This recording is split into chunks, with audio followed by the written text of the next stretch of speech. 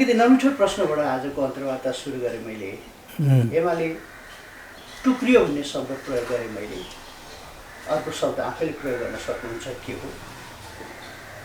र अर्को एउटा आरोप चाहिँ विभाजन रोक्न चाहनु भएन भन्ने छ। यो मैले समाचारहरूमा आएको टिप्पणीका कारण भन्दैछु भने अर्को चाहिँ यो हावाले बढार्ने कसिगर आफै उडेर गयो अर्थात् बढार्नु पर्ने कसिगर हावाले उडायो भन्ने पनि छ। यसबाट मैले सुरु गरेँ। पहिलो कुरा टुक्रियो भन्ने शब्द लगभग ठिकै शब्द हो। यो विभाजित भएको होइन। टुक्रिनु र विभाजित हुनु फरक कुरा हो। विभाजित होइन। टुक्रो चैटो अलिकति उछिटिनु या त्यसबाट अलग हुनु अर्को कुरा हो। केही मानिसहरू पार्टीबाट अलग भएको हो, त्यसलाई त्यसै रूपमा लिनुपर्छ। कोसिसै गरेन भन्ने कुरो मैले 51 वर्ष अगाडि जति बेला कम्युनिस्ट पार्टी ससाना टुक्रा टुक्रामा विभाजित थियो, खास पार्टी जस्तो पार्टी कुनै पनि थिएन, त्यस बेला एउटा नयाँ आन्दोलन सुरु गर्ने, नयाँ एकीकरणको अभियान सुरु गर्ने त्यो काम गरेको थियो। त्यसै आन्दोलनबाट अगाडि बढेर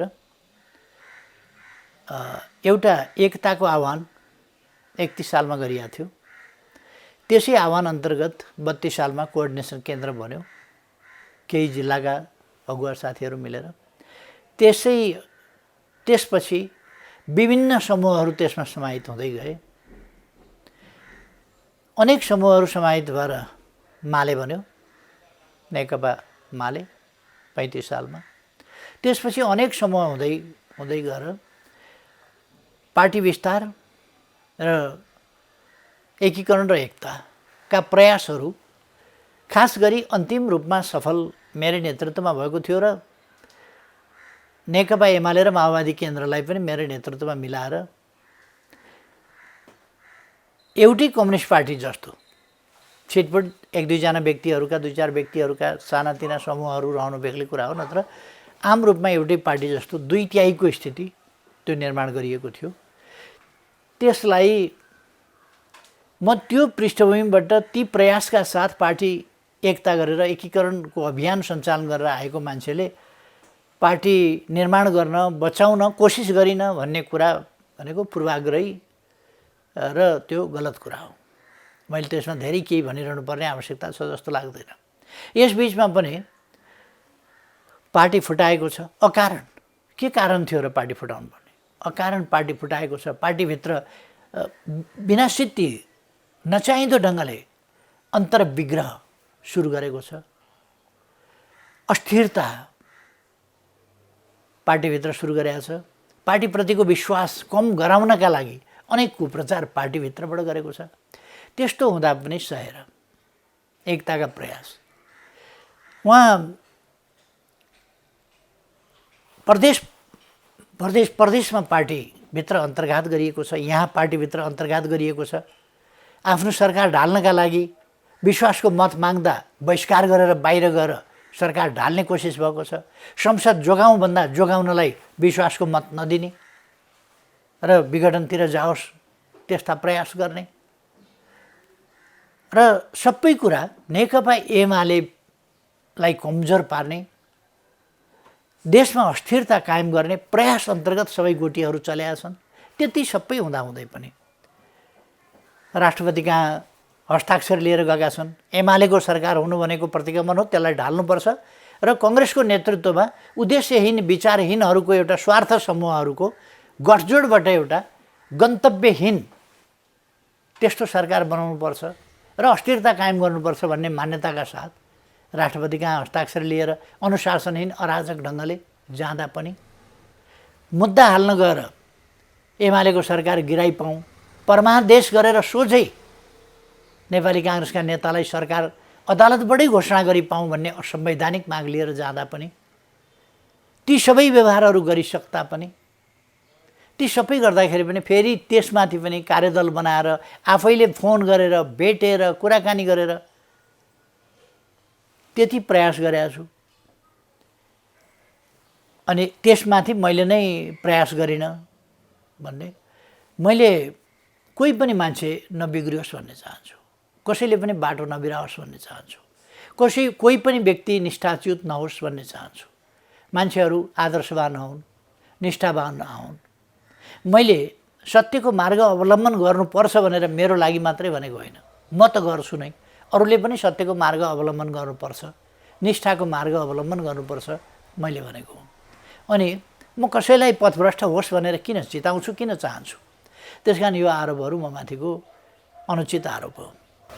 यसमा भन्ने एक थोक गर्ने अर्को थोक र सँगसँगै अध्यक्षज्यूले राख्नुभएको पूर्वाग्रही व्यवहार मैले भनेको होइन, माधव नेपालले कुनै एउटा सार्वजनिक कार्यक्रममा तपाईँप्रति लक्षित गरेर भनेको कुरा हो। ती शब्द मैले ठ्याक्कै जस्ता तस्तै प्रयोग गर्न सक्दिनँ, त्यसकारण मैले पूर्वाग्रह भन्ने शब्द प्रयोग गरेको हो। र अलिकति बढी चाहिँ दम्बले हामीलाई एक हुन दिएन भन्ने कुरा बोल्नुभएको थियो। मैले यसबारेमा पनि तपाईँको व्यक्तिगत रूपमा लागेको लालसा नभएको कारणले स्पष्टीकरण खोजेँ। तपाईँले मसँग दम्ब आफूले चाहिँ देख्नुभयो त कतै? माधव नेपालले त अर्घेल्याइ गर्नु छ, अर्घेल्याइ गर्नेले न्यु खोज्छ, यस्तो हो उस्तो हो अनेक कुरा भन्छ। मैले दम्ब देखाएको कतै देख्नुभएको छ? मैले त निष्ठाको कुरा गरेको छु। मैले आफ्नो स्वार्थका लागि कुनै देशलाई घात गर्ने काम, पार्टीलाई घात गर्ने काम गरेको देख्नुभएको छ?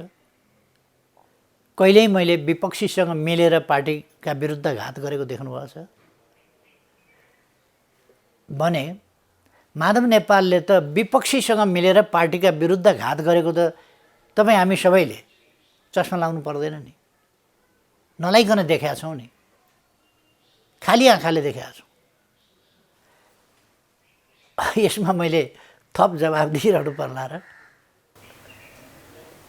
यसमा यो प्रसङ्गमा मेरो एउटा अन्तिम प्रश्न, यति हुँदाहुँदै फेरि नेतृत्वले किन अब्जस बोक्ने त? अहिले सबैतिरबाट अब्जसको भागी त अध्यक्ष किन अब्जस बोक्ने? होइन, राजनीतिमा पक्ष विपक्ष हुन्छ।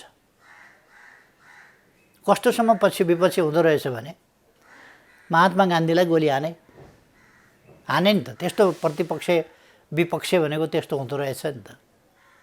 विपक्षले भन्दो रहेछ कहीँ पनि सुकरातलाई त विष खुवाएर मारेका थिए। ब्रुनो बाबेरको के हालत भएको थियो, ग्यालिलियोको के हालत भएको थियो, मार्टिन लुथर किङलाई के गरेका थिए, दक्षिण अफ्रिकामा क्रिस हनीलाई के गरेका थिए। तसर्थ विपक्षी हुन्छन् र विपक्षीले हदैसम्मको उपद्रव गर्न सक्छ, आरोप लान्छना लगाउन सक्छन्, झुटा लान्छना लगाउन सक्छन्। यदि भीमसेनले नै पनि गदा युद्धमा सजिलैसँग दुर्योधनलाई जित्थे भने कृष्णले इसारा गरेर यहाँ हान त्यहाँ हान भनिरहनु पर्ने थिएन होला। अनफेयर त्यसले खेल्छ जो कमजोर छ, जो यसै जित्छ उसले अनफेयर खेल्नु पर्दैन। र जो निष्ठाका साथ राजनीति गर्छ उसले अनफेयर खेल्दैन। हार्छ जित्छ तर अनफेयर खेल्दैन। फेयर कुराले, स्वस्थ कुराले, निष्ठापूर्ण गरिएका व्यवहारले अन्ततोगत्वा हरेक कदममा भन्दैन म, अन्ततोगत्वा जित्छ। भनेपछि कृष्णको प्रसङ्ग निकालिहाल्नु। कृष्ण भन्ने शब्द चाहिँ मैले प्रयोग गरिनँ, तर कसैले हान्न सिकाए माधव नेपाललाई, काङ्ग्रेस माओवादी सिधा भन्दाखेरि भने अन्तत फुटाइ छाड्यो हो कि हाम्रो अन्तर्कलह? मैले कृष्णको कुरो गरेको द्वापर युगको महाभारतको प्रसङ्गमा मात्रै हो। अहिलेका यहाँका अस्वस्थ व्यवहार गतिविधि गर्नेहरूको कपट जालझेल, अस्वस्थता र असत्य मार्ग, असत्य प्रचार, ती कुराहरूको सन्दर्भमा मैले त्यो प्रसङ्ग भने होइन। माधव नेपाल आफैले एउटा त तपाईँले मलाई अहङ्कार भन्छन् नि भन्नुभयो। मैले माधव नेपाललाई भेटौँ भन्दा भेट्दिनँ भन्ने अहिलेसम्म माधव नेपालले कम्तीमा 2 वर्ष भयो होला फोन गरेको छैन। मैले लगातार फोन गरिराखेको छु, कुरा गरिराखेको छु। म प्रधानमन्त्री कहाँ आएर भेट्दिनँ, यहाँ भेट्दिनँ भन्दा म आफै भनेको ठाउँमा गएको छु। त्यसरी काम गरेँ मैले। तैपनि मलाई के लाग्छ भने यो माधव नेपालको एक्लो होइन, त्यो तपाईँ यसै देख्नुहुन्छ। एउटा दक्षिण ध्रुवको छ, अर्को उत्तर ध्रुवको छ। एउटा चुम्बकका 2टा पोल एक ठाउँ आउँदै आउँदैन। तर यहाँ चुम्बकका 2टा पोल जस्ता शक्तिहरू, अनेक 2टा पोलहरू एकै ठाउँमा ल्याइएको छ। कसरी? त्योभन्दा बढी बलवान शक्ति भयो भने त्यसलाई त्यहाँ राख्छ। बढी बलवान भयो भने एउटा बलका अगाडि बन्धनको केही लाग्दैन भन्छ। जस्तै बन्धन भए पनि त्योभन्दा त्यसलाई टुटाउन सक्ने गरीको ताकत लाग्यो भने माधव नेपाललाई एमालेमा रहन नसक्ने गरी, त्यहाँबाट छुटाउने गरी, त्यहाँबाट चुडाउने गरीको ताकत लागेपछि माधव नेपालको केही लाग्दैन, केही लागेन होला। त्यो हुनसक्छ। यसमा त्यसो हो भनेदेखि हाम्रो अन्तर्कलहले प्रतिपक्षी बलियो भयो। अन्तर्कलह पनि होइन, यो कलह 2 पक्षको हुन्छ। यहाँ एक पक्ष माधव नेपालको न्यु खोजाइ मात्रै हो। माधव नेपालका उद्देश्य मात्रै हुन्। हाम्रो कुनै पार्टी बनाउने, किनभने देश बनाउनु छ। देश बनाउनका लागि राम्रा नीतिहरू, राम्रो व्यवहार, राम्रो अभ्यासका साथ अगाडि बढ्नु छ। हामी त्यसमा लाग्ने हो, त्यसमा लागेका छौँ। हामीले कहाँ कतै अन्तर्घात गरेका छ, कहाँ कतै बेइमानी गरेका छ, कहाँ कतै अस्वस्थता, हामीले त केही गरेको छैन नि त, केही नै गरेको छैन। तपाईँहरूले के भन्न सक्नुहुन्छ भने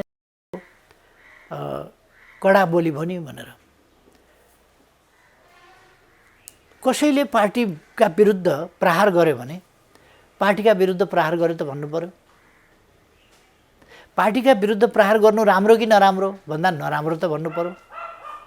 पार्टीलाई ध्वस्त पार्ने, देशका हितलाई नोक्सान पार्ने, देशलाई अस्थिरतामा धकेल्ने, देशको अमूल्य समय, विकास निर्माणमा लाग्नुपर्ने समय अहिले हेर्नुहोस् त बजेट रोक्का छ। बजेट रोक्का छ। 1.5 महिना अगाडिदेखि हामीले जेठ 15मा किन बजेट जारी गर्छौँ? किनभने जेठ र असारभित्रमा बजेटका तयारी सम्बन्धी काम सबै सकियोस् र साउन 1 गतेबाटै विकास निर्माणको काम सुरु होस् भन्नका लागि। हाम्रो पुँजीगत खर्च हुने गरेन, त्यसकारण पुँजीगत खर्च हुन सकोस्, पुरा हुन सकोस्, सुरुदेखि नै काम हुन सकोस्। असारको अन्तिममा बजेट पास गर्ने, मूल पेस्की विधेयक पास गर्ने, अनि असोज कार्तिकसम्म लाग्छ पूर्ण रूपमा बजेट पास हुँदा, अनि मङ्सिरबाट सुरु गर्दाखेरि वैशाखतिर बल्ल निकासा हुँदा जेठ लागिसक्छ, काम हुँदैन, फेरि बजेट फ्रिज हुन्छ। यस्तो स्थितिबाट देशलाई मुक्त गर्नका लागि हामीले गर्यौँ। अब अहिले त बजेट रोकिदिएको छ।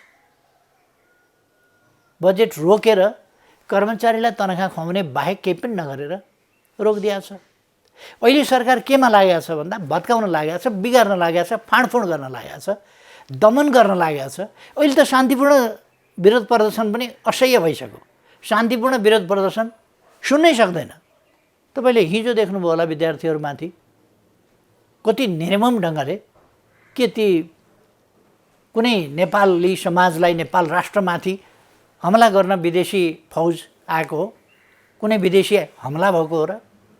त्यहाँ त यस्तो निर्मम ढङ्गले विद्यार्थी, ती हाम्रा भाइ छोराछोरी होइनन् र? तिनीहरूमाथि म पनि 3.5 वर्ष प्रधानमन्त्री भएर छुट्याउ। कहिल्यै त्यस प्रकारको निर्मम शान्तिपूर्ण ढङ्गले निस्किने बित्तिकै निर्मम हमला त गरिएन नि। यो हमला गर्न लागेको छ, अङ्गभङ्ग गर्न लागेको छ, विद्यार्थी घाइते बनाउन लागेको छ, युवाहरूलाई घाइते बनाउन लागेको छ। देख्नुहुन्न विरोध आक्रमण गर्न थालेको छ, भत्काउन थालेको छ।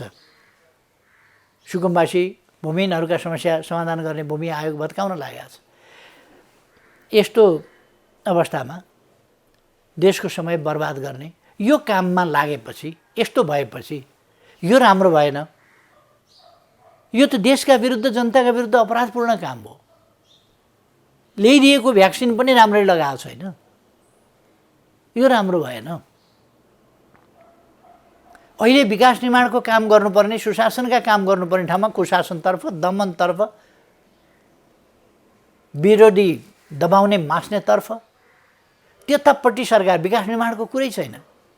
देशमा द्वन्द्व बढाउनेतर्फ, परस्परमा विद्वेष र घृणा बढाउनेतर्फ, देशलाई भिडन्तमा लानेतर्फ लागिरहेको छ। नेपाली कङ्ग्रेसको नेतृत्वमा सरकार छ र प्रचण्ड पथमा हिँडिरहेको छ। विचित्रको स्थिति छ। यो स्थिति राम्रो भएन, यो जनविरोधी क्रियाकलाप भयो, नगर्नुहोस्। यो देशका विरुद्ध भयो, देशको अमूल्य समय बर्बाद गर्नु देशको हितको पक्षमा होइन विपक्षमा भयो। यसलाई तपाईँहरूले के भनिदिनुहुन्छ मिडियामा भने यो चर्को बोल्छ। यो चर्को बोलेको होइन, यो यथार्थ बोलेको। अध्यक्ष, यस प्रश्नमा फेरि अरू अन्तर्वार्तामा अझ बढी आउँछु, किनभने त्यस पछाडि अरू धेरै क्रियाशीलताहरू बढ्छन्। अब अलिकति राष्ट्रिय राजनीतिमध्ये एउटा यो राजनीतिक सन्तुलन सम्बन्धी एउटा मेरो प्रश्न छ। अहिलेको यो अवस्था, यो घटनासँगै हेर्ने हो भने जुन राजनीतिक सन्तुलन कायम थियो 3 वर्षदेखि तपाईँको नेतृत्वमा, अब त्यो बिथोलियो, बिग्रियो। यसको असर राष्ट्रिय राजनीतिमा त छँदैछ, देखियो, अब प्रदेशमा देखिन्छ र आगामी स्थानीय निर्वाचनमा पनि देखिने सम्भावना छ। र मेरो अनुमान अर्थात् मेरो बुझाइ भनेको चाहिँ क्रमशः नेकपा एमालेको संस्थापन पक्षको शक्ति क्षयीकरण हुन सक्छ कि यी कारणहरूले भन्ने मेरो अनुमान हो। यसबारे अलिकति बताइदिनुहोस्। म सही या गलत होइन, अझै क्रान्तिकारी रूपमा अगाडि जाने हो। राजनीतिमा कुनै पनि कुरा एकदम पूर्व निर्धारित त्यस्तो हुँदैन। कसले कस्तो काम कसरी गर्छ भन्ने कुरा हो। नेपाली कङ्ग्रेस 15 सालमा 2/3 ल्याएको पार्टी हो। 48 मा बहुमत ल्याएको पार्टी हो, 56 मा पनि बहुमत ल्याएको पार्टी हो, ल्याएको हो नि। अहिलेको प्रणाली चाहिँ बहुतै अप्ठ्यारो प्रणाली छ। समानुपातिकले गर्दा स्थिरता गाह्रो छ। साह्रै ठुलो वेभ सिर्जना भयो भने कहिलेकाहीँ कुनै पार्टीको बहुमत आउला। तरिका मिलाइयो भने, जस्तो नेकपा एमालेको हिजो 3 वर्षसम्म बहुमतको सरकार रह्यो। बहुमतको सरकार त रह्यो, एकपल्ट बन्यो नि देशमा, तरिकासँग बन्यो। त्यो तरिकाले मात्रै बन्या हो, नत्र साधारणतया भन्ने हो भने बहुमत आउँदैन। अथवा प्रणाली लगभग हामीले अस्थिरतावाला प्रणाली, यो अलिअलि थोपरियो, अलिअलि हामीले संविधान जसरी पनि बनाउनु पर्ने स्थितिमा कम्प्रोमाइज गर्नु पर्यो, सम्झौता गर्नु पर्यो। हाम्रा कामहरू कस्ता हुन्छन्, हामी जनताका निम्ति, देशका निम्ति कति काम गर्न सक्छौँ, एउटा कुरा। र विरोधीहरू जो निकम्मा छन्, जोसँग विचार छैन, जो कामले अगाडि जान सक्दैन, उनले अनुचित अनर्गल झुट प्रचार गर्छन्, बदनाम बेइज्जत गर्न खोज्छन्। र त्यो कुप्रचारको भरमा उनीहरू कामहरूलाई होजेलमा पार्ने, राम्रा पक्षहरूलाई होजेलमा पार्ने, झुटा कुराहरू प्रचार गर्ने र आफ्नो निकम्मापनलाई ढाकछोप गर्ने काम गर्छ। अहिलेसम्म त्यही भएको छ। अहिले पनि नेकपा एमालेका विरोधीहरू एमालेको कमजोरी के हो त्यो देखाउन पनि सक्दैनन्, झुटा कमजोरीको चर्चा गर्छन्। अर्को, आफ्ना कुरा त उनीहरूसँग भन्ने कुरै केही छैन, यो गर्छु त्यो गर्छु भन्ने कुरै केही छैन, उनीहरूसँग भिजन छैन। उनीहरू यो हाम्रो गन्तव्य भन्न सक्दैनन्। समृद्ध नेपाल, सुखी नेपाली हाम्रो राष्ट्रिय आकाङ्क्षा हो, हाम्रो गन्तव्य हो मैले भने। त्यति भन्न उनीहरू सक्दैनन्, किनभने उनीहरूको चित्त यति साँघुरो छ, राष्ट्रिय गन्तव्यको बारेमा बोल्ने हिम्मत छैन। राष्ट्रिय आकाङ्क्षाका बारेमा, के नेपाल समृद्ध बनाउने हाम्रो आकाङ्क्षा होइन र? के सम्पूर्ण नेपाली जनतालाई सुखी नेपाली बनाउने हाम्रो आकाङ्क्षा होइन र? योभन्दा माथिको आकाङ्क्षा केही हुन्छ र राष्ट्रिय हिसाबमा भन्ने हो भने? समृद्ध नेपाल, सुखी नेपाली भन्दा माथिको यो कुरा किन भन्न सक्दैनन्? तर सक्दैनन्, बोल्दैनन्। र मैले भने कुनै पनि कुरा राजनीतिमा पूर्व निर्धारित, यो छैठीमा लेख्या पनि हुँदैन, पूर्व निर्धारित पनि हुँदैन। यो त गरिने हो, बनाइने हो। यसपल्ट नेकपा एमालेको सरकारलाई ढालियो। पहिले एमालेमा विभाजन ल्याइयो, एमालेलाई अल्पमतमा पारियो, त्यसपछि जसपाले समर्थन गरेको थियो त्यसले बहुमत हुन्थ्यो, त्यसभित्र सङ्कट खडा गरियो। नेकपा एमाले नेकपाबाट माओवादी केन्द्र र एमाले छुट्याइसकेपछि एमाले भित्रै सङ्कट, भयानक सङ्कट खडा गराइयो। त्यो सङ्कट खडा गराएर एमालेलाई सरकारबाट हटाउने तारतम्य मिलाइयो। त्यसमा बिल्कुल विचारहीन, राजनीतिहीन, उद्देश्यहीन, केही पनि नभएको स्वार्थहरूको गठजोड गरेर एउटा तथाकथित गठबन्धन।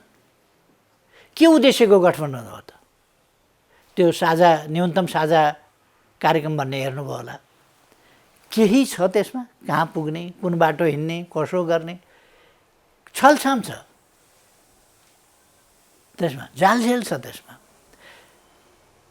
अब झट्ट हेर्दाखेरि एमाले सरकारबाट त हट्यो भने यो कमजोर हुँदै जाने हो कि भन्ने। कमजोर हुँदै जाने पनि एउटा सिलसिला हुन्छ। मैले अक्सर भन्ने गर्छु नि, हात्ती दुब्लायो भने पनि त्यसको दुब्लाउने तह र त्यसको वेट घट्छ, घट्ने पनि हद हुन्छ। कति घट्छ त त्यसको वेट, त्यसको पनि सीमा हुन्छ। जति घटे पनि हात्तीको वेट हात्तीको वेट हो, बाख्राको वेट बाख्राकै वेट हुन्छ। अरू पार्टीहरूले आफ्नो हैसियत, विचार शून्यताको कारणले, अकर्मण्यताको कारणले, अरू थुप्रै कारण छ, त्यो अनेक कारणले आफ्नो हैसियत के बनाएका छन् त्यो हेर्नुपर्छ। आगामी यो तपाईँले प्रदेशहरूमा त्यसको असर, प्रदेशमा असर पहिले नै परिसकेको छ। बाँकी दुईटामा असर पर्यो भने पनि केही छैन। के एउटा ख्याल राख्नुपर्छ भने नि, अहिले नेकपा एमालेको स्थिति के हो भन्दा दुईटामा यसै आफै एक्लै मेजोरिटीमा छ। माधव नेपालको प्रयास हुनेछ कहीँ पनि एमालेको मेजोरिटी नहोस् र खत्तम पारौँ। आजदेखि होइन नि, यो आजदेखिको कुरा हो र। नेकपा एमालेलाई कमजोर पारेर सानो पार्टी 240 मध्ये 33 सिटमा झारेर, 240मा प्रत्यक्ष निर्वाचनका 240 सिटमध्ये 33 सिटमा एमालेलाई झारेर अब चाहिँ एमालेलाई सिद्ध्याइयो भनेर राजीनामा गरे होइन माधव नेपालले। उहाँको एमाले कमजोर पार्ने कर्तव्य पदमा रहेर वा नरहेर उहाँले त पुरा गर्नुभएको छ त। उहाँले नेतृत्व गर्नुभयो एमालेको तर्फबाट सरकारको। उहाँलाई कसैले माइनोरिटीमा पारेको थिएन। नेपाली कङ्ग्रेसले पनि सपोर्ट गरिराखेको थियो, हामी सबै पार्टीभित्रबाट सपोर्ट गरिराखेका थियौँ। उहाँले अचानक बालुवाटारमा कङ्ग्रेसलाई, हामीलाई कसैलाई थाहा नदिइकन राजीनामा गरिदिनु हो, किनभने काफी अलोकप्रिय बनाइसकियो सरकार, अब यति भएपछि उठ्न सक्दैन, काम पुग्यो भनेर राजीनामा गर्यो। त्यति बेर पनि उहाँले आफ्नो कर्तव्य टुप्पामा बसेर पुरा गर्नुभएको थियो। पार्टीको टुप्पामा बसेर पार्टीलाई धराशायी बनाएर पुरा गरेर राजीनामा गर्नुभयो। सरकारको टुप्पामा बसेर एमालेको सरकार सञ्चालन गर्ने कुनै क्षमता रहन्छ भन्ने कुरा प्रमाणित गराएर उहाँका लागि पुगेसम्म अब एमाले उठ्दैन है यति भएपछि भनेर उहाँले प्रधानमन्त्रीबाट राजीनामा गर्नुभयो। अहिले सरकारमा नहुँदा अन्तर्विग्रह, अन्तर्घात र विपक्षीसँग भित्रभित्र मिलेर विपक्षीलाई एकजुट पार्ने भूमिका खेलेर सिद्ध्याउने कुरा गर्नुभयो। अनि यसै कारणले यो त एउटा च्याप्टर त क्लोज पनि अब यसै कारणले नेकपा एमाले कमजोर हुन्छ त्यो कुरा होइन। राष्ट्रिय राजनीतिको गणितलाई हामीले संसदबाट हेर्छौँ। अहिलेको जुन अवस्थामा हामीले कुरा गरिरहेका छौँ, संसदमा गणित पुग्छ।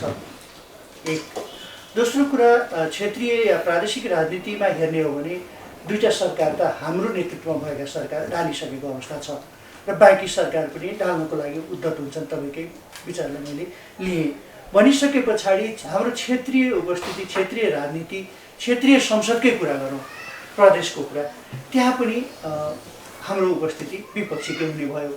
सँगसँगै फागुनमा स्थानीय निकायको निर्वाचन छ र यो प्रादेशिक राजनीति र राष्ट्रिय राजनीतिको छाया र सरकार अर्कोको हुँदाखेरि त्यसको असर स्थानीय निकायको निर्वाचनमा पर्छ। यो आलोकमा मैले कतै हामी यस कारणले कमजोर पो हुने हो कि हामीलाई कमजोर पो बनाइने हो कि यसबारेमा चाहिँ नेकपा एमालेको पार्टी अध्यक्ष केपी शर्मा ओलीको विचार जान्न चाहेको र मैले थोरै योजना पनि जान्न चाहेको। एउटा यसमा भनिहालौँ, नेकपा एमालेको तागत घटेको होइन, यसभित्र अन्तर्घात भएको हो। अन्तर्घात भन्ने कुरा सधैँ हुँदैन, अन्तर्घात भनेको सधैँ हुँदैन।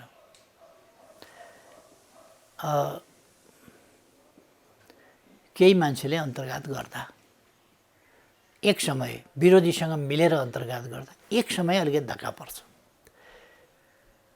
त्यसले उनीहरूले एकाध ठाउँमा भत्काउने, एका ठाउँमा इँटा खुस्काउने गर्न सक्छन्। त्यो यस्तो अपूरणीय क्षति चाहिँ होइन, त्यो टाल्दा भइहाल्ने कुरा हो, टाल्दा हुने कुरा हो, त्यो अपूरणीय क्षति होइन। यो भवन नै ध्वस्त भएको होइन। नेकपा एमाले को त्यसभन्दा पछिको दोस्रो पार्टीको अहिले पनि नेकपा एमाले प्रमुख पार्टी त हो नि देशको।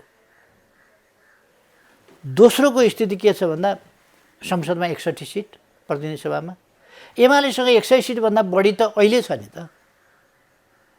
100 सिटभन्दा बढी त अहिले छ एमालेसँग, अरूसँग 60 होला, अरूसँग 48 होला, अरूसँग होला बाहिर फेर यताउता जोड्दाखेरि 30-35 होला। स्थिति त त्यही हो नि। त्यसो भएर नेकपा एमालेसँग अरूको तुलना त हुँदैन, हुने स्थिति छैन। नेकपा एमाले माओवादी र कङ्ग्रेस दुईटा स्थानीय तहका निर्वाचनहरूमा मिलेर चुनाव लड्दा प्रमुख हैसियतमा आएको होइन र पहिले पनि। अहिले त नेकपा एमाले त धेरै काम गरेको छ नि यस बिचमा। एमाले के गर्यो भनेर कसैले सोध्यो भने तपाईँ जहाँ हुनुहुन्छ, जहाँ उभिनु भएको छ त्यही ठाउँबाट यसो वरिपरि दायाँ हेरेर बायाँ हेरेर तपाईँ भनिदिन सक्नुहुन्छ यो त एमालेकै सरकारमा गरेका काम हो भनेर त्यहीँ उभिएर तपाईँ देखाउन सक्नुहुन्छ। त्यति काम भएको छ। काठमाडौँको सडक, काठमाडौँमा पानी, अहिले बाढीले मेलम्ची बिग्रिया होला, एमाले त ल्याएको हो नि। बाढी आउनु त बेग्रै कुरा हो। बाढी पनि हामी भन्दै थियौँ यो जनवरीसम्ममा हामी त्यसलाई ठिक गरेर ल्याउँछौँ। उहाँहरूले वैशाख जेठ पुर्याइसक्नुभयो। त्यो उहाँहरूसँग त्यो कार्यक्षमता छैन, किनभने यति समय त उहाँहरूको कुरा गर्दा गर्दै बितिसक्यो, बधाई आदान प्रदान गर्दा गर्दै बितिसक्यो, विरोधीहरूको आलोचना र विरोध गर्दा गर्दै विरोधीलाई धम्काउँदै बितिसक्यो। 1.5 महिना त गइगयो नि। अब अरू समय पनि त्यसै गरी जान्छ। उहाँहरूले त त्यसरी काम गर्न त सक्नुहुन्न नि। मैले त खुट्टा तान्दै गर्दा पनि, जता तान्दै गर्दाखेरि पनि काम त अगाडि बढाएको बढाइ गरेको थिएँ, जति गरे पनि। त्यसो भएर नेकपा एमालेको नेपाली कङ्ग्रेस अहिले कुनै शक्ति आर्जन गरेर सरकारको नेतृत्वमा पुग्यो हो र? शक्ति आर्जन त होइन नि। संसदीय गणित यो त 74 को निर्वाचनले निर्माण गरेको गणित हो। आउँदो निर्वाचन त आउनै बाँकी छ। त्यसले के निर्माण गर्छ? अच्छा, भोट ल्याउने गरीको काम नेपाली जनताको मन जित्ने गरी र नेपाली जनताबाट विश्वास आर्जन गर्ने गरी तिमीले शासन गरेर योग्य रहेछौ भनेर जनादेश पाउने गरीको काम कसैले त्यस्तो विचार अगाडि सारेको छ, कसैले त्यस्तो काम अगाडि सारेको छ, कसैले त्यस्तो काम गरेको छ? देख्नुभएको छ कहीँ? त्यो छैन भने त्यो एकल एमाले मैदानमा त एकल एमाले छ त, एकल एमाले, अरू त खुट्टा तान्ने हुन्, एमालेको विरोध आलोचना गर्ने हुन्।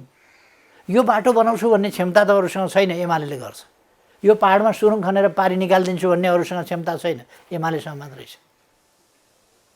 यो नदी थुनिदिन्छु म यहाँबाट डाइभर्सन लगेर तराई सिँचाइ गर्छु भन्ने अरूसँग छैन नि त त्यो क्षमता। त्यो त एमालेसँग मात्रै छ नि। त्यो त तपाईँले सुनकोशी मरिन डाइभर्सनमा देख्नुभएको छ। सुनकोशी कमला डाइभर्सनको योजना हामीले अगाडि सारेका छौँ, त्यहाँ देख्नुभएको छ। त्यसकारण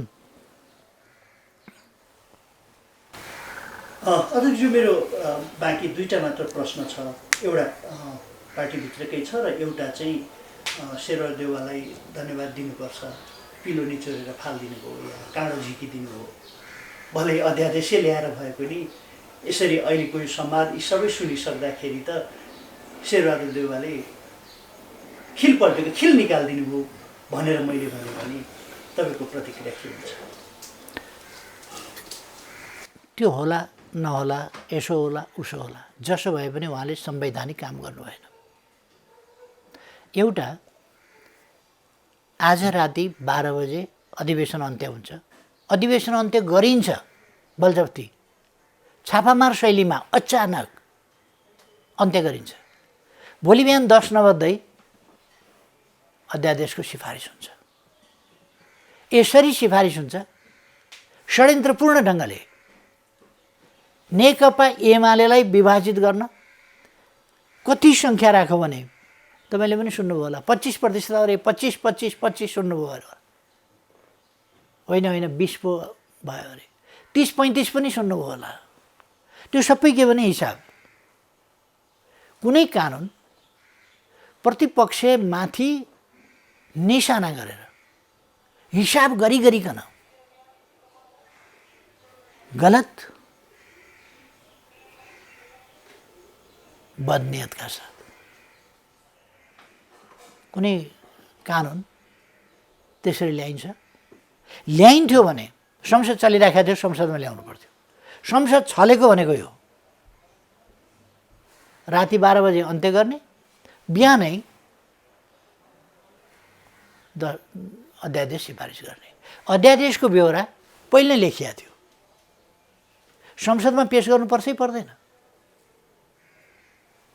आज राति 12 बजे अन्त्य हुन्छ, अध्यादेश ड्राफ्ट 10 नबज्दै कसले गर्यो त? बिहानै आवरमा अफिस आवर सुरु पनि भएको छैन, कर्मचारी आएका पनि छैनन्।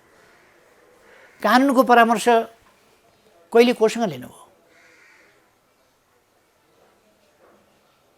किनभने अफिस बस्नुभन्दा अगाडि त तपाईँले त अध्यादेश सिफारिस गरिसक्नु भएको छ। प्रष्ट देखिन्छ बदनियत लुक्या छ। अराजनीतिक प्रतिस्पर्धाको क्षमता नभएको कुटिल राजनीतिका नाममा कुटिलताबाट विपक्षलाई समाप्त पार्ने, कमजोर पार्ने, त्यस खालका नियतवश अस्ति भर्खर सर्वोच्च अदालतले अत्यावश्यक अत्यन्त जरुरी नपरिकन, देशका लागि जरुरी पर्नुपर्छ, कुनै व्यक्तिका लागि होइन। यहाँ माधव नेपाललाई अति जरुरी पर्यो भनेर कानुन ल्याइने होइन, देशका लागि जरुरी पर्नुपर्छ। जनताका हितहरू त्यसमा जोडिएको हुनुपर्छ, राष्ट्रका हितहरू त्यसमा जोडिएको हुनुपर्छ। यो अध्यादेशसँग राष्ट्रका हित कहाँ जोडिएको छ? लोकतन्त्रलाई एउटा नौटङ्की प्रणाली बनाउने, अलोकतान्त्रिक प्रणाली बनाउने यो क्रियाकलाप राष्ट्रिय हित जनहितसँग कहीँ जोडिएको छ? तत्काल गर्नै पर्ने देशका लागि के पर्यो यो अध्यादेशसँग? त्यस्तो सम्बन्ध के छ? के पर्यो यो? जनताको हितका लागि नगरी नहुने तत्काल के पर्यो? त्यसो भए बैठकमा ल्याउन सकिन्थ्यो, संसदको छोटो बाटोबाट गर्न सकिन्थ्यो। यस्तो छोटो बाटोबाट गरिएका उदाहरणहरू छन्। 2065 साल जेठ 15 गते बिना तयारी पहिलो संविधान सभाको पहिलो बैठकबाट। संविधान सभा के हो र व्यवस्थापिका के हो त्यो पनि छुट्टिएको छैन। बोलाइएको संविधान सभाको बैठक छ। व्यवस्थापिकाले संविधान संशोधन गर्नुपर्छ। नियम निलम्बन कसले गर्ने? यी कुराको छिनोफानो नभएका बेला नियम सबै त्यहीँ तत्काल 10 मिनटमा बैठक बोलाएर, व्यवस्थापिकाको बैठक बोलाएर, संविधान सभाको स्थगित गरेर, कानुन तत्काल निलम्बन गरेर, संविधानको धारा तत्काल निलम्बन गरेर, तत्काल फेरेर गणतन्त्र घोषणा गरिया होइन भने एकदम जरुरी पर्यो। त्यो पनि त्यति आकस्मिक जरुरी थिएन त आफ्नो ठाउँमा होला, तर त्यस्तो जरुरी पर्दा त गर्न सकिँदो रहेछ नि त जरुरी पर्यो भनेदेखि देशलाई नै जरुरी पर्यो भने त हामी गर्न सक्थ्यौँ होला नि। तर देशलाई नै जरुरी परेको त केही थिएन, जनतालाई नै जरुरी परेको आकस्मिक रूपमा त केही थिएन। थिएन होइन होइन, यस्तो पार्टीका आफ्ना समस्या, पार्टीका समस्याका लागि प्रणालीका मूल्य मान्यता, कानुनका मूल्य मान्यता, संविधानका मूल्य मान्यता र हाम्रा व्यवहारहरू अस्वस्थ हुँदैन। प्रश्न के हो भने मेरो घरमा झगडा हुनसक्छ, त्यसो भनेर मैले देशको कानुनै फेर्देऊ भन्ने? मेरो घरमा झगडा पर्यो त्यस कारण संसद अन्त्य गरिदेऊ र अर्को चिज गरिदेऊ भन्ने? अनि त्यो कुरा सरकारले मान्ने गर्ने? सरकार विस्तार गर्न पाएन के भनेको थियो? सरकार विस्तार गर्न पाएन, मान्छेको पद जान्छ भनेर मन्त्री हुन पाएन, मन्त्री हुने बित्तिकै पार्टीले निकाल्छ भनेपछि मन्त्री पनि खाने, सांसद पनि रहने, पार्टीबाट निष्कासित पनि नहुने, कति मतलब यस्तोलाई के शब्द बोल्ने? निर्लज्जताको, पद लोलुपताको, आसक्तिको, बेइमानीको भन्नुहोस् त योभन्दा तल्लो स्तर के हुन्छ? त्यसो भएर जे भयो असंवैधानिक, गैर कानुनी, अदालतको फैसला विपरीत, अदालतको अपहेलना गर्दै, राष्ट्रिय आवश्यकता जनताको आवश्यकता होइन, तत्काल नगरी नहुने कुनै काम थिएन, नेकपा एमालेका विरुद्ध प्रहार गर्नका लागि बद्धनियतपूर्ण ढङ्गले अधिवेशन आकस्मिक रूपमा षड्यन्त्रपूर्ण ढङ्गले अन्त्य गरेर तत्काल अध्यादेश ल्याउने काम हो। अध्यादेश तत्काल ल्याउने काम, अध्यादेश जारी भयो, एक थरी मान्छेहरू पाखुरा समातेर त्यहाँ पुर्याइए घिसार्दै। त्यो त हामी सबैले देख्यौँ होला। यो कसलाई फाइदा भयो, कसलाई बेफाइदा भयो, कसलाई नाफा भयो, कसलाई नोक्सान भयो भन्ने कुरा भन्दा यो एमालेका विरुद्धको अलोकतान्त्रिक, अमर्यादित, षड्यन्त्रपूर्ण, वास्तवमा यो अनैतिक काम हो। अर्को पार्टी फुटाउनका लागि यस्ता खालका क्रियाकलाप गर्ने अनैतिक काम हो यो। जुन काम नेपाली काङ्ग्रेसको नेतृत्वमा भयो, जुन कुरा अलिक अगाडिसम्म उहाँहरू अध्यादेशबाट देश चलाउन पाइँदैन भन्नुहुन्थ्यो। अहिले त 12 बजे अन्त्य गरेर 10 नबज्दै उहाँहरू त अध्यादेश ल्याउँदै हुनुहुन्छ त। अध्यादेशले शासन चलाउन पाइन्छ, संसद छल्न पाइन्छ। त्यति बेला संसद छलेको होइन, संसद अन्त्य भयो। संसद अन्त्य भएपछि गर्नुपर्ने काम आउँदाखेरि गरिएको थियो। र मैले पहिले 40% राखेका थिएँ, स्थिरताको पक्षलाई ध्यानमा राखेका थिएँ। तर पार्टीहरूले बाटमा केन्द्रीय सदस्य थप्दै जाने, कसैका 7000 केन्द्रीय सदस्य तपाईँ हामीले सुन्यौँ होला, कसैले 1500 केन्द्रीय सदस्य पुर्याएको सुन्यौँ होला। अब त्यो केन्द्रीय सदस्यको 40% भनेर त्यो प्रावधान पनि उता सांसदको पनि राख्ने हो भने त मान्छे त बदुवा मजदुर जस्तो हुने भयो। संवैधानिक स्पिरिट त्यो होइन। त्यसकारण पार्टी वा संसद भनेर राखिएको थियो, त्यति हो गरिएको, पार्टी वा संसद। मलाई त्यो आवश्यकता पर्याप्त होइन। तर एउटा सैद्धान्तिकताबाट कुनै पार्टीभित्र यस्तो अराजकता, फ्लोर क्रसको तमासा, यो अलग्गै भएको स्थिति, निर्वाचन आयोगमा दाबी गरागरको स्थिति, त्यसलाई ध्यानमा राखेर अहिले चाहिँ कलुषित मनसायका साथ त त्यति बेला जारी गरिएको थिएन। तर त्यति बेला धुमधाम विरोध भयो।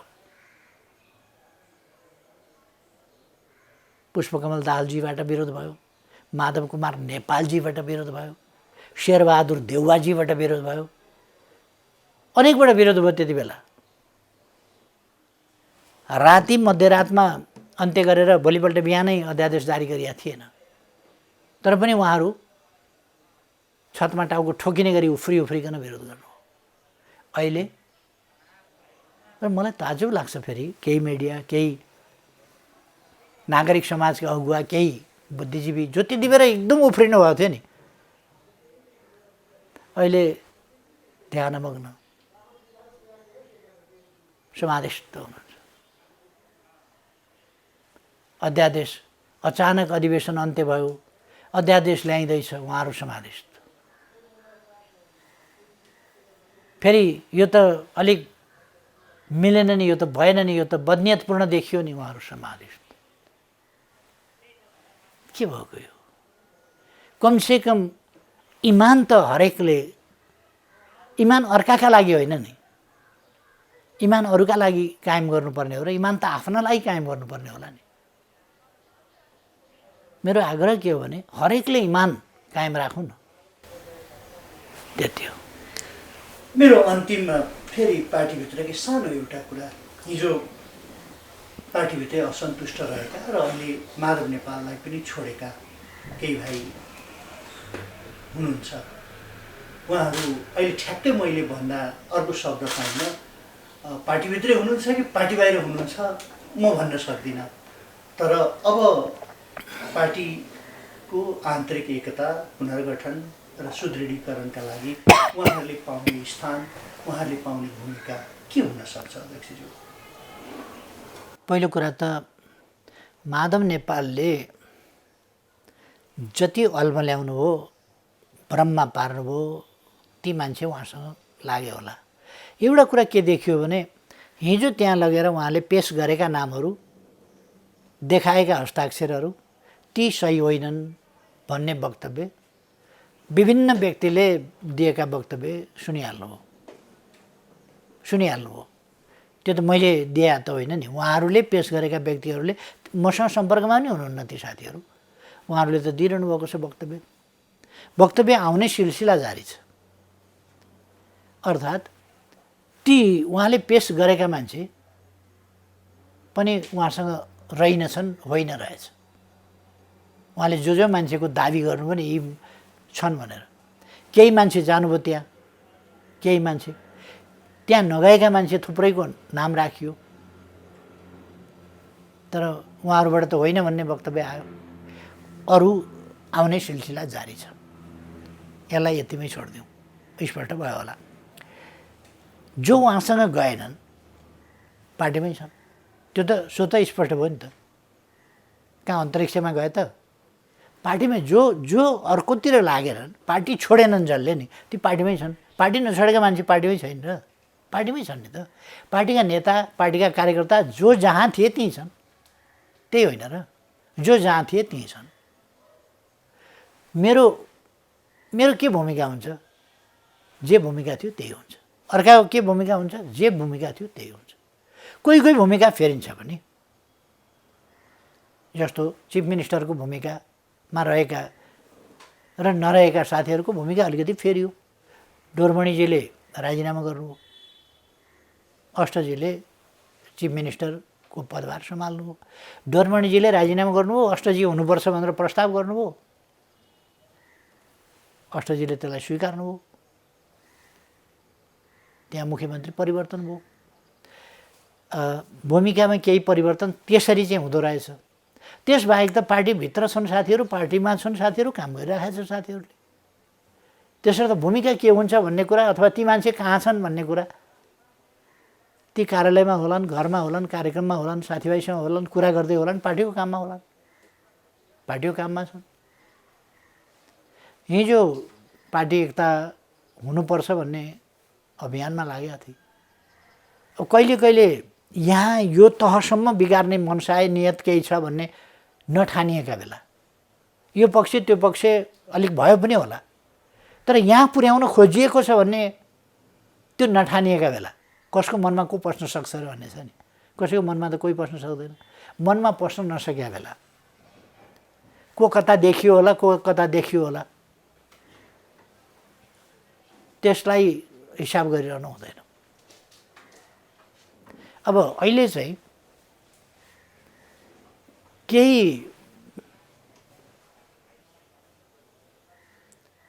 हिजो अनावश्यक ढङ्गले राष्ट्रपतिले त प्रधानमन्त्रीको सिफारिसमा काम गर्दैन हो, त्यसमा धुमधाम विरोध आलोचना। अहिले पनि त राष्ट्रपतिले प्रधानमन्त्रीले गरेको गलत सिफारिस हो, बिल्कुल गलत, बदनियतपूर्ण, एमालेका विरुद्धको, एमाले विभाजित गर्ने उद्देश्यका साथको, एमालेलाई कमजोर पार्ने गलत मनसायका साथको यो सबै क्रियाकलाप। तर पनि मन्त्री परिषदको सिफारिसमा निर्णयमा प्रधानमन्त्रीले सिफारिस गरेपछि राष्ट्रपतिले त गर्नुभयो। किन आलोचना गर्दैन यो गलत कुरालाई राष्ट्रपतिले किन गर्नुभयो त भन्नु? गर्नुहुने थिएन, फर्काउनु पर्थ्यो भन्नु पर्थ्यो नि त। अहिले पनि यस्तो गलत काम गर्दाखेरि पनि शेरबहादुरजीले गलत काम गर्नुभयो भनेर भन्नु पर्दैन।